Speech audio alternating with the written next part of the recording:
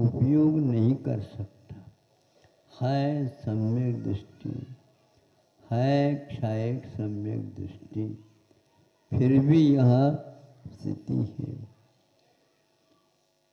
भोजन पानी के बारे में भी उसका कोई भी विशेष विवेक नहीं रहता है। इन सब कार्यों को वह करता तो है, लेकिन उसको विवेक नहीं है। इसका सार संभाल माता पिताओं के द्वारा होता है। अब माता पिता उसको एक स्थान तक ले जाना चाहते और अपने कर्तव्य पूर्ण करना चाहते।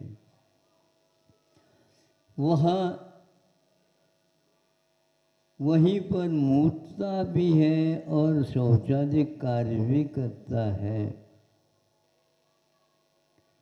आप लोग इसके बारे में गौर करिए, सम्यक दर्शन क्या होता है। उसको आप यदि हाथ नहीं लगाते हैं तो माँ या पिताजी को, पिताजी दूसरे नंबर में आते हैं। वो इस कार्य को प्रथमता नहीं दे पाते, क्योंकि उसकी संरचना ही ऐसी है। माँ इसको ऐसे अनदेखी नहीं कर सकती।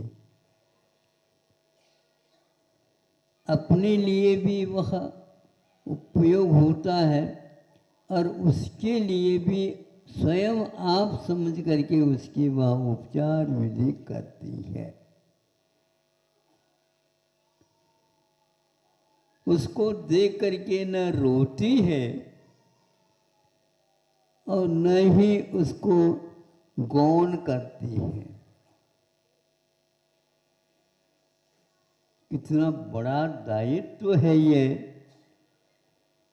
हम अपने बारे में सोचते रहते हैं। अरे सम्यक दृष्टि, कहाँ चला गया? तुम्हारी दृष्टि कहाँ चली गई? इतना भी विवेक नहीं रहता, रहेगा ही नहीं। उसका उपयोग करने के लिए भी कुछ क्षमता चाहिए, कुछ काल अपेक्षित है। वहां से सम्यक दर्शन लेकर के आया, मान लीजिए उसको तीर्थंकर प्रकृति का बंद करना है। 8 वर्ष अंतर्मुक्त जब तक नहीं होता, आपका सम्यक दर्शन रख लो, कोई काम नहीं करेगा।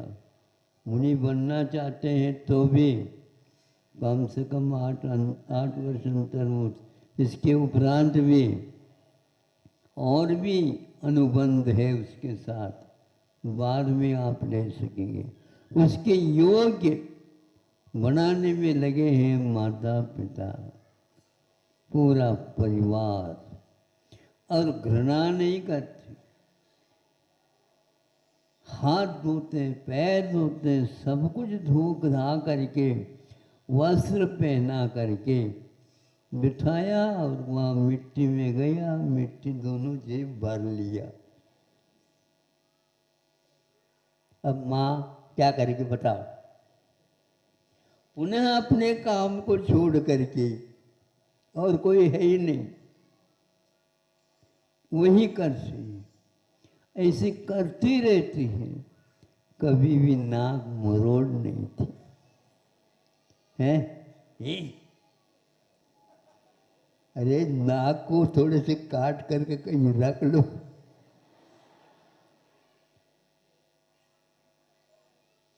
ये यहाँ पर सम्यक दर्शन उपगूहन अंग, स्थिति कर्ण अंग, वात्सल्य अंग, निर्वित चिकित्सा अंग आप स्वयं के लिए पाल रहे हो। उसके निमित्त से आपका ये कर्तव्य सामने आ जाता। ये व्यवहार नहीं तो क्या है ये जड़ की क्रिया है क्या? ये सारे कार्य जो हो रहे हैं जड़ के बिना तो नहीं होते, लेकिन ये जड़ की क्रिया नहीं है, यह विवेक की क्रिया। भीतर जो अपने सम्यक दर्शन भाव है उसको सक्रिय बनाने की ये विधि है।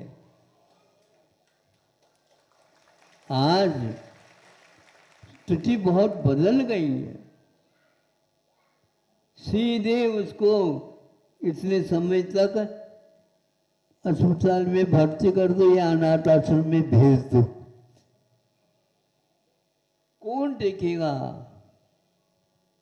स्वयं नौकरी करने के लग गए। अर्थ की आवश्यकता तो है, लेकिन परमार्थ की रक्षा भी आवश्यक है। इसमें हम दायित्व को भूल रहे हैं।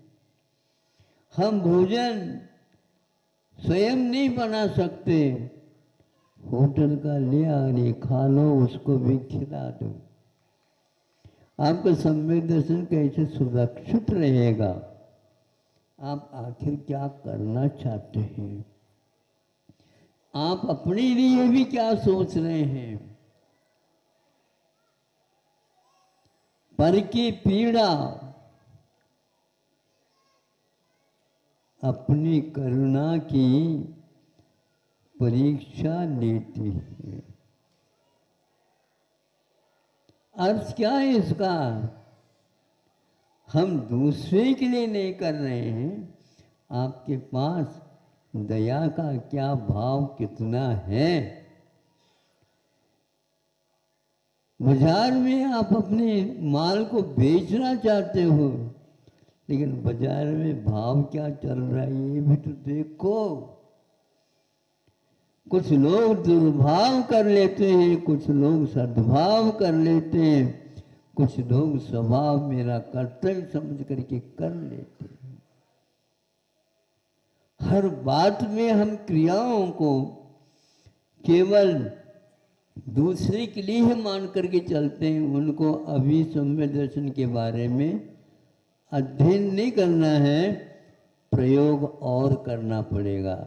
और जब तक उनके प्रयोगों को हम नहीं देखेंगे तो उनको हम नहीं कह सकेंगे आपके पास सम्यक दर्शन है।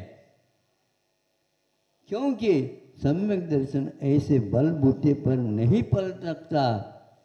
वज्र की काया जैसे उसकी काया है, उसको दुनिया कुछ भी हिला नहीं सकती।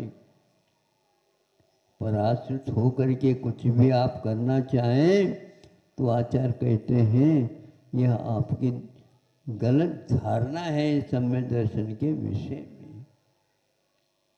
हर बात में आप पर कह करके छोड़ नहीं सकते। पर और स्व इन दोनों के बीच में दायित्व क्या है, इसका अध्ययन आप लोगों को करना चाहिए। माता पिताओं ने जो यह असावधानी या एक प्रकार से औपचारिकता का भी उसको गौन करके अपने कार्य में जो लगे हैं, ये सब गलत है। अपने दृष्टि में या अपने निगाह में रखना परमावश्यक है। तब कहीं जाकर के किसान यही काम करता है, समय पर उस पौधे को खड़े करके वो फलवान बनने तक उसको दायित्व इस ढंग से रात दिन काम करता रहता है। आप लोगों का भी कर्तव्य है, हमें बड़ा किसने बनाया? तो हमारा कर्तव्य क्या है? यदि परिवार बन गया है तो हमारा भी ये कर्तव्य है, अब वह पराया नहीं, अब वह अपना हो गया है पराया हम मानते हैं। पराया कह करके छोड़ दोगे, आपका सम्यक दर्शन मैं नहीं कर सकता, वह टिक जाएगा, टिक जाएगा। आपके लिए जब किया गया है तो आप कहाँ थे भाई साहब? थोड़े विचार तो कर लो। इसको व्यवहार बोलते हैं। अब यह निश्चय के बिना बन नहीं सकता है, इसलिए पर की पीड़ा अपनी करुणा की परीक्षा देती है, दूसरे की परीक्षा नहीं।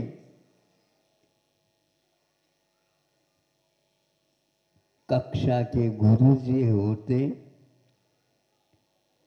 और सोचते हैं ये परीक्षा हमारी है, यदि परिणाम इस कक्षा का ठीक नहीं निकलेगा, कौन पढ़ाता है तुमको? यही पढ़ाया।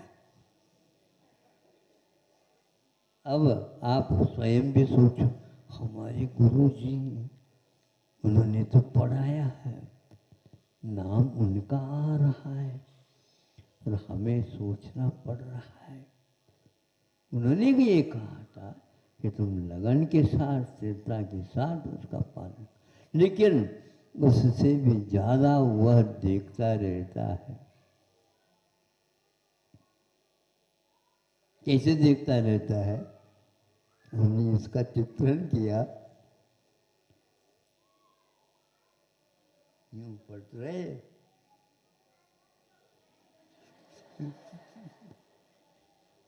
पढ़ते पढ़ते यूं देखते, और उपनयन चश्मा भी लगाए रखा और चश्मा से भीतर से बाहर आकर के देख रहे हैं। तुम क्या कर रहे हो?